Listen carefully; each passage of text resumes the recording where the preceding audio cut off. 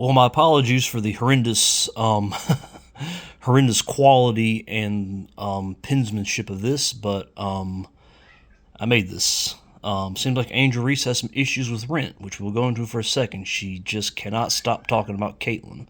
And all I could think about was the old Flying Hellfish episode of The Simpsons. Everything always brings me back to The Simpsons, where they're trying to be the last one living, and Grandpa and Mr. Burns says it's going to be me, and Grandpa says over my dead body it will.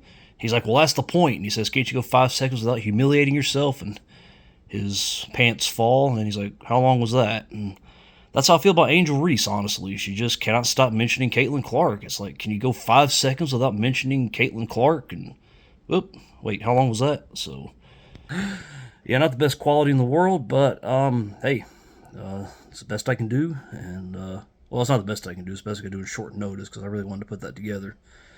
Maybe I'll make a better one day to make it up to you guys. But, yeah, Angel Reese in the past few weeks has really made quite a stir. It's been a long time since she played basketball. She can't make a stir playing basketball anymore. As I talked about in my previous video, her hype train was not so much derailed, didn't fall off course, didn't crash and burn. It was gently stopped by Caitlin Clark.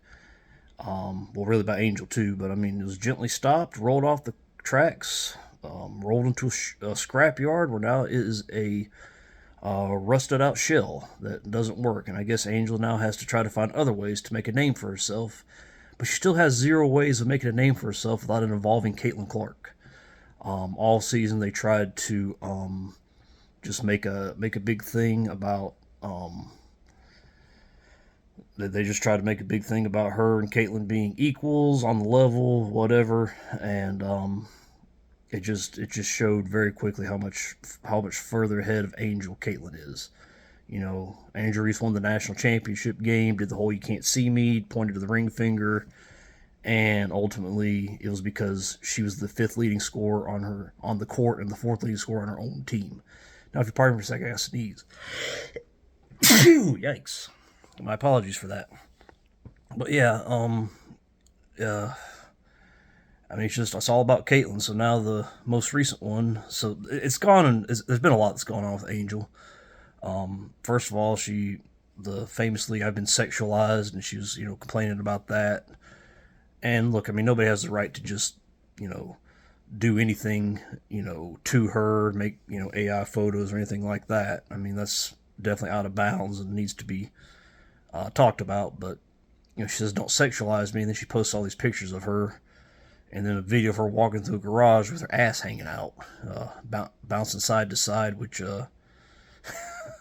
reading the comments, a bunch of people are typing mid. Now, look, I'm nobody to talk about looks or body or anything like that, but I guess from one person who aspires to be mid to another, she's mid. Posting these pictures, she posted a video saying her salary can't cover her $8,000 a month rent. Well, guess what? A lot of people in the last 4 years have really had issues covering their rent or mortgage, especially renters. When that happens, you find a new place to rent. Yeah, crazy idea, huh? Isn't that's but she's sitting there talking about like, I don't know what to do, and find a smaller place, move out to the suburbs, and pay half as much money for a pretty nice house instead of an apartment, and run a lot less risk of getting shot in Chicago. I mean, I'm just saying the numbers are what the numbers are. She's got this podcast, Unapologetically Angel. Like I said, it's pretty crazy that she, just keeps talking about Caitlyn and keeps talking about Caitlyn. And at the end of the day, and trying to talk about Caitlyn, that's all she does is talk about Caitlyn. And I don't really know where she needs to go with that. But most recent episode, she was signing autographs. I don't know if she signed autographs or not. Somebody asked for an autograph or was wanting an autograph. She either snubbed the person or forgot about it and didn't mention it, forgot to do it. And the person looked back at her and said, "That's why you're not Rookie of the Year. That white girl is better." That's kind of the truth. In fact, that's the exact truth. Caitlin Clark does happen to be white. She's a girl. She's a lady, a woman, a female. Best I can tell, at least. She seems to have a lot of naturally feminine features. She doesn't doll herself up, and you can still tell she's quite feminine. And she is much, much better than Angel Reese. Despite the woke media's incredible push for a narrative to put Angel Reese not only on Caitlin Clark's level, but being a better impactor to her team, having a greater impact, that fell woefully short. Caitlin Clark won the Rookie of the Year voting 66-1.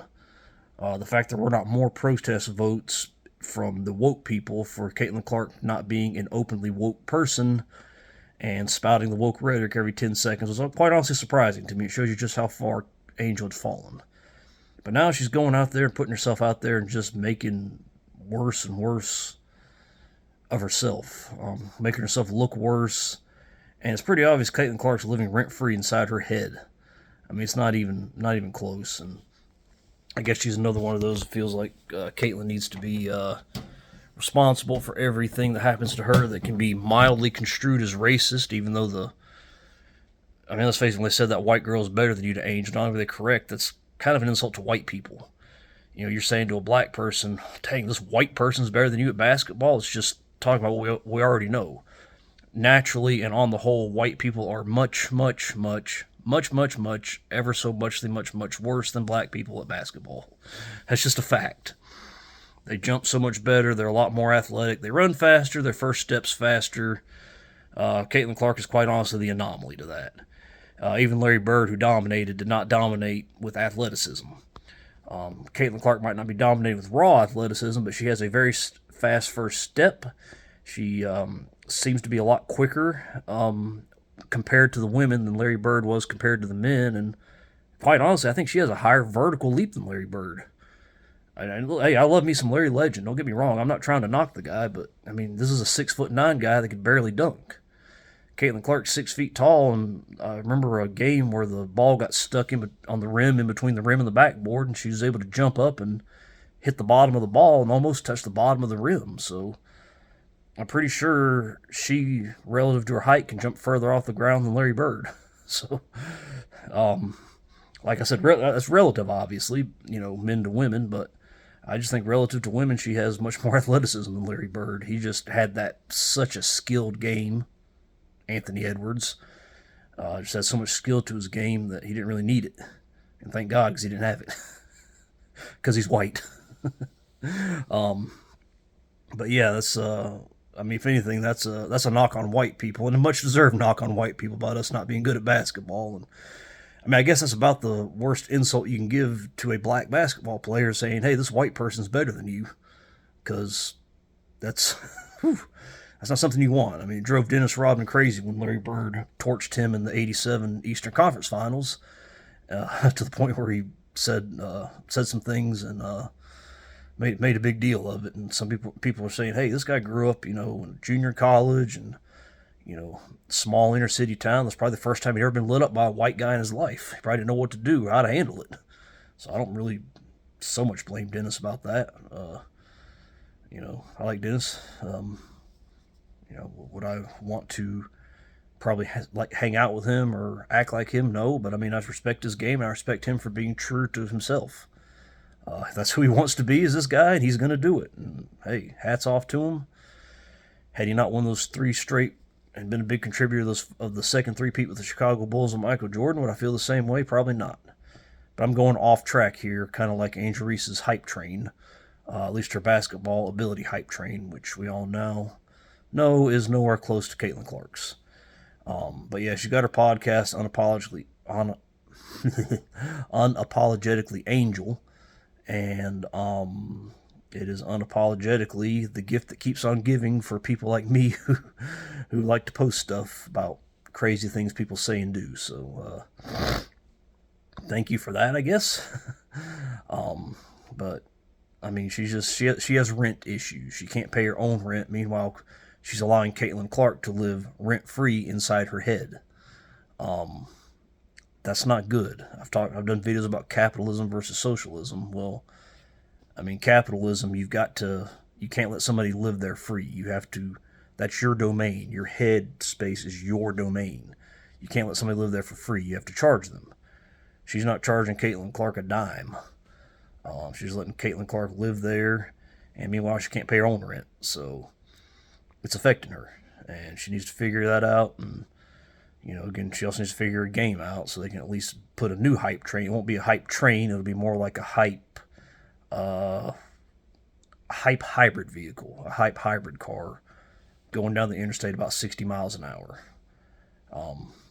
Angel Reese can be a contributor, as we saw at LSU. She can use her limited skill set, but very very skilled at the one thing she is good at, which is rebounding, to help a champion. We also saw the All Star game. If she can use her generational rebounding ability and do like Dennis Rodman and kick it out instead of trying to make 15 layups, missing all of them, catching the rebound because she is that good at rebounding in all fairness, and then go back and try again. Kick it out to somebody who can actually shoot. I know the shooting in the WNBA isn't the greatest, even Caitlin Clark. Her shooting percentages, if she were a guy in the NBA, would be looked at as you probably need to not shoot as much and focus on passing. But in the WNBA, the best thing for her team is for her to dish it out a lot and shoot. Basically, every play she needs to be the one either with the assist, with the hockey assist, or taking the shot. So, I don't know. Either way, she just she's get it together. She's embarrassing herself, and I don't want to see that happen to anybody. I mean, she's fun to clown. I admit it. Clowning her has been fun. Making that meme, even though I'm not any good at stuff like that, and it looked pretty bad, was fun. But at the end of the day, what am I doing? I'm clowning somebody who needs help. She needs financial help. She needs guidance from somebody not named Cheryl Swoops. I mean, it's nice that Cheryl Swoops goes in her room every night and checks under her bed to make sure Caitlin Clark isn't there. Caitlin Clark's not under her bed. Caitlin Clark's inside of her head, rent free, while she's paying $8,000 a month that she's apparently not making in WNBA salary. I thought she had a lot of endorsements outside, but I don't know if her bad basketball play made them back out, or she spent that on clothes that shows off her ass, or something like that. I mean, I hate to say it like that, but it's the truth. So, like I said, hopefully she'll get it together and, like I said, use her generational rebounding ability to, like I said, be a contributor. And, like I said, I think she can help a team to a championship, but she cannot be taking very many shots. She cannot be the facilitator. The offense cannot run through her, and she does not need to be taking the technical free throws. Teresa Witherspoon, head coach of the Chicago Sky, former head coach of the Chicago Sky, got fired, and a lot of people think it's because she was prioritizing pumping up Angel Reese over Caitlin Clark, and the rest of the team was like, what the hell? Marina Mayberry left. Instead of sticking out the season, she just said, I'm out of here. I'm going to the Sun, where they're really good and have a stacked team. So I don't have to be that person, because I can't be that person on a winning team, on a championship team, and proved it. So, but either way, Angel, you are the gift that keeps on giving. And I don't like that. I don't like it to be like that for you. Because quite honestly, the people following you right now are creepazoids. There's a lot of people that are just basically waiting till you start an OnlyFans account. I'm just going to say, that's the people following you. Creepy old men, creepy young men, creepazoids. And people who do not have your best interest at heart. So hopefully she can find a better support system. And she's still very, very young. That can happen. Maybe Caitlin Clark. I mean, she seems to be the one who wants this league to do well. She seems to have a kind of a soft spot for Angel, despite everything Angel's done to her.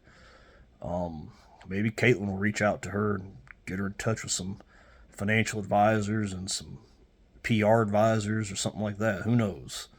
Caitlin Clark's all about elevating women's basketball first and foremost, and I think she understands that Angel Reese can help elevate the game a lot. The way they've marketed her and had her as a draw for a while is not going to work. That had a shelf life that was very short, and again, it caused her hype train to go off track and not in a blaze of glory. Pretty sadly, honestly. So, like I said, hopefully that happens. Hopefully, maybe when she's in Miami doing this unrivaled thing that I don't think very many people are going to watch unless they can somehow get Caitlin Clark to show up for a few games. Um, but I think she's wanting to rest her legs after the however many months straight from the start of Iowa's 23 to 24 season and this 2024 WNBA season. I think she's going to want to rest those legs, take a little bit of time off, take a mental break, and get in that lab, get that mid range going, work on it, get her three to be even better, get that first step even better, be able to shoot the three to the right or the left. Or she's good to the left, not so good to the right, maybe getting it to the right. I know there's footage of her working on that after a game or maybe it was before a game. I think we're see. I think next year, the version of Caitlin Clark, we're going to see the version this year that we were wowed by. I really think we're going to look back at the 2024 version of Caitlin Clark that we're all in love with right now and say, whew, she wasn't there yet, but as great as she was, I mean, all NBA, first team, fourth in MVP voting, should have been second or third, possibly even first, but as good as she's been, she's only going to get better. This is the worst version of her we're going to see unless she has a debilitating injury of some sort or plays to the Diana Taurasi age, which quite frankly I don't see happening. She strikes me as a type who's going to do this probably into her early to mid 30s if she can, and then probably at some point going to want to get married and start a family. She seems to love babies. There's a picture of her holding Katie Lou Samuelson's little boy. that was that was sweet. So yeah, but Angel Reese, you got to figure rent out, kid. Got to figure out rent. You got to figure out the comings and goings of money and figure out how to charge people that are living in your domain and not let them be there for free. So take care, everybody. Thank you for these crazy viewer counts. Keep subscribing. Y'all are the best. You're the ones of you that don't have nice things to say. You're the best. I love you guys. Thank you.